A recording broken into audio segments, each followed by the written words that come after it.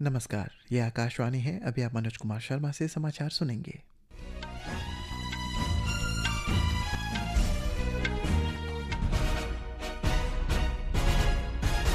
पहले मुख्य समाचार। बिहार विधानसभा चुनाव में उम्मीदवारों के भाग्य का फैसला कल। मतगणना सुबह 8 बजे शुरू होगी। प्रधानमंत्री नरेंद्र मोदी ने कहा, ऋण गारंटी योजना से वैश्विक प्रतिस्पर्धा को बढ़ावा मिलेगा, सुचारू व्यावसायिक संचालन सुनिश्चित होगा तथा भारत को एक आत्मनिर्भर राष्ट्र बनने में मदद मिलेगी। अमेरिका के राष्ट्रपति डोनाल्ड ट्रंप ने देश के इतिहास में सबसे लंबे शटडाउन को समाप्त करने वाले विधेयक पर हस्ताक्षर किए। बांग्लादेश की अपदस्थ प्रधानमंत्री शेख हसीना के मामले में फैसले की तारीख की घोषणा के बाद राजनीतिक तनाव बढ़ने से देश में हाई अलर्ट। और भारत ने आज ढाका में 24वीं एशियाई तीरंदाजी चैंपियनशिप में 2 स्वर्ण और 1 रजत पदक जीता। अब समाचार विस्तार से।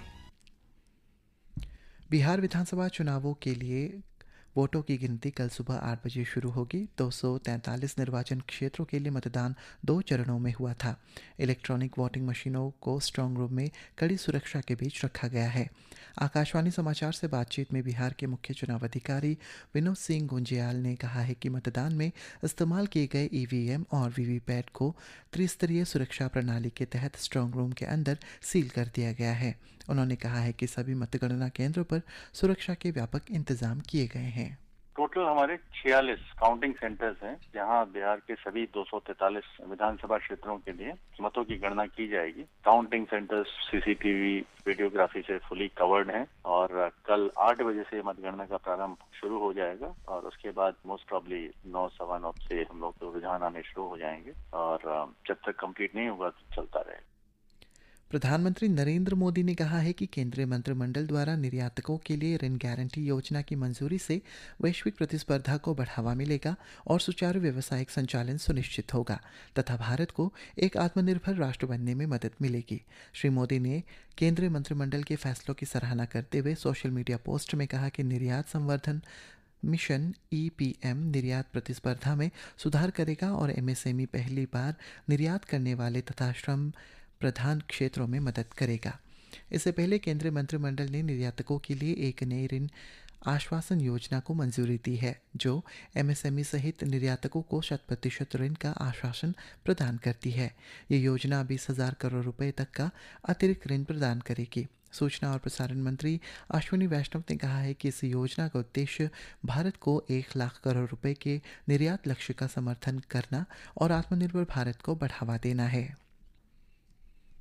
केंद्रीय मंत्रिमंडल ने दिल्ली के लाल किले के पास हुए कार विस्फोट में जानमाल की हानि पर गहरा शोक व्यक्त करते हुए प्रस्ताव पारित किया है। केंद्रीय मंत्री अश्विनी वैष्णव ने कहा है कि मंत्रिमंडल ने आतंकवाद के किसी भी रूप को कतई बर्दाश्त न करने की देश की नीति के प्रति अटूट प्रतिबद्धता दोहराई है। विदेश मंत्री डॉक्टर एस जयशंकर ने दिल्ली विस्फोट घटना के बाद समर्थन और एकजुटता व्यक्त करने के लिए दक्षिण कोरिया के विदेश मंत्री चो ह्यून और सिंगापुर के विदेश मंत्री विवियन बालाकृष्णन के प्रति आभार व्यक्त किया। डॉक्टर जयशंकर ने सोशल मीडिया पोस्ट में कहा है कि सिंगापुर और दक्षिण कोरिया की भावनाओं का भारत सम्मान करता है। राष्ट्रीय मूल्यांकन और प्रत्यायन परिषद ने फरीदाबाद स्थित अल फलाह विश्वविद्यालय को अपनी वेबसाइट पर गलत मान्यता प्रदर्शित करने के कारण बताओ नोटिस जारी की है। इसमें कहा गया है कि अल फलाह विश्वविद्यालय को न तो मान्यता प्राप्त है और न ही मूल्यांकन और प्रत्यायन के पहले चक्र के लिए स्वेच्छा के शामिल किए गए हैं, जिसके उनकी वेबसाइट पर बताया गया है। परिषद ने इसके स्पष्टीकरण मांगा है और विश्वविद्यालय को अपने वेबसाइट और सार्वजनिक रूप से उपलब्ध या वितरित किसी भी अन्य दस्तावेज से परिषद के मान्यता विवरण को हटाने का निर्देश जारी किया है। दिल्ली विस्फोट मामले में विश्वविद्यालय कथित तौर पर जांच के घेरे में है।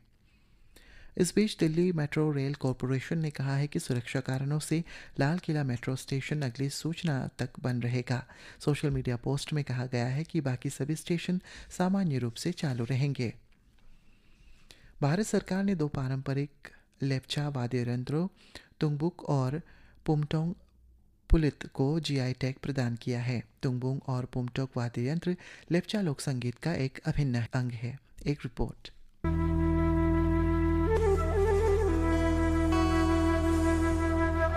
कार्यक्रम में केंद्रीय वाणिज्य और उद्योग मंत्री पीयूष गोयल और केंद्रीय जनजातीय कार्य मंत्री जुएल ओराम शामिल हुए। जीआई पंजीकरण न केवल लेप्चा समुदाय के इन विशिष्ट लोक वाद्य यंत्रों को औपचारिक मान्यता प्रदान करता है, बल्कि उनके संरक्षण और पुनरुद्धार के प्रयासों को भी बल देता है। ये पहचान युवा पीढ़ी के बीच ज्ञान के अंतर को पाटने और इन वाद्य यंत्रों को बनाने वाले कारीगरों की आजीविका को सहारा देने में मदद करेगी। लेप्चा समुदाय ने जीआई टैग हासिल करने में शामिल सभी लोगों, विशेष रूप से राष्ट्रीय दर्जा पाने के इस प्रयास में 2 साल के सहयोग के लिए नाबार्ड का आभार व्यक्त किया। गंगतोक से मोइनक की रिपोर्ट के साथ समाचार कक्ष से मैं आकर्षिता सिंह। अमेरिका में सबसे लंबा सरकारी शटडाउन समाप्त हो गया है। संघीय कार्यों के लिए अस्थायी धन मुहैया कराने से संबंधित विधेयक पर राष्ट्रपति डोनाल्ड ट्रंप ने हस्ताक्षर करने के बाद यह शटडाउन समाप्त किया। रिपब्लिकन और डेमोक्रेटिक के बीच 43 दिनों तक चल रहे गतिरोध को समाप्त करने के लिए सीनेट ने इससे संबंधित विधेयक को मंजूरी दी। ये डेमोक्रेटिक के लिए एक झटका है, क्योंकि पूर्व राष्ट्रपति बराक ओबामा के कार्यकाल के स्वास्थ्य बीमा कार्यक्रम ओबामा केयर के लिए सब्सिडी बढ़ाने की मांग को स्वीकार नहीं किया गया। बजट पारित होने तक अस्थायी वित्तपोषण को विधेयक सीनेट की अटका हुआ मिला हुआ था, क्योंकि बहुमत मिली रिपब्लिकन पार्टी के पास मतदान के लिए आवश्यक 60 वोटें नहीं थे। बांग्लादेश में अंतर्राष्ट्रीय अपराध न्यायाधिकरण ने अपदस्थ प्रधानमंत्री शेख हसीना और उनके 2 पूर्व शीर्ष सहयोगियों के मानवता के विरुद्ध अपराध के मामले में 17 नवंबर को अपना फैसला सुनाने की घोषणा की है। ये तारीख न्यायाधिकरण 1 के 3 सदस्यीय न्यायिक पैनल द्वारा तय की गई है। न्यायाधिकरण ने कहा है कि मामला पिछले साल जुलाई में हुए जन विद्रोह के दौरान कथित अपराधों से संबंधित है, जिस कारण अगस्त में अवामी लीग सरकार ने गिरने से पहले व्यापक हिंसा और राजनीतिक अशांति फैली थी। फैसले से पहले ढाका और आसपास के इलाके हाई अलर्ट पर है। पुलिस, सेना और बॉर्डर गार्ड बांग्लादेश सहित कानून प्रवर्तन एजेंसियों ने राजधानी में विशेषकर सरकारी इमारतों, सचिवालय और न्यायाधिकरण परिसर में आसपास के अतिरिक्त चौकियों पर भी स्थापित की गई है। भारत ने ढाका में 24वें एशियाई तीरंदाजी चैंपियनशिप में शानदार प्रदर्शन करते हुए आज 2 स्वर्ण और 1 रजत पदक जीता है। भारतीय तीरंदाजी संघ ने अनुसार दीपशिखा, ज्योति सुरेखा वेमनम और प्रतिका प्रदीप ने महिला कंपाउंड टीम में कोरिया को 234 से मुकाबले 236 अंक से हराकर स्वर्ण पदक जीता। अभिषेक वर्मा, साहिल जाधव और प्राथमेश की पुरुष कंपाउंड टीम को कजाकिस्तान से हारकर रजत पदक से संतोष करना पड़ा। बोत्सवाना में प्रोजेक्ट चीता के अंतर्गत भारत को आज प्रतीकात्मक रूप से चीते सौंपे गए। इस अवसर पर गैब्रोन के पास नेचर रिजर्व में आयोजित समारोह में राष्ट्रपति द्रौपदी मुर्मू और बोत्सवाना के राष्ट्रपति डूमा बोको उपस्थित रहे। भारत भेजे जाने वाले पहले ये चीते कुछ समय के लिए क्वारंटीन में रखे जाने वाले हैं। बोत्सवाना भारत में चीतों की संख्या बढ़ाने में सहायता के लिए 8 चीते सौंपेगा। प्रोजेक्ट चीता एक अनूठी पहल है, जिसका उद्देश्य दशकों बाद चीतों को भारत में फिर से बसाना है।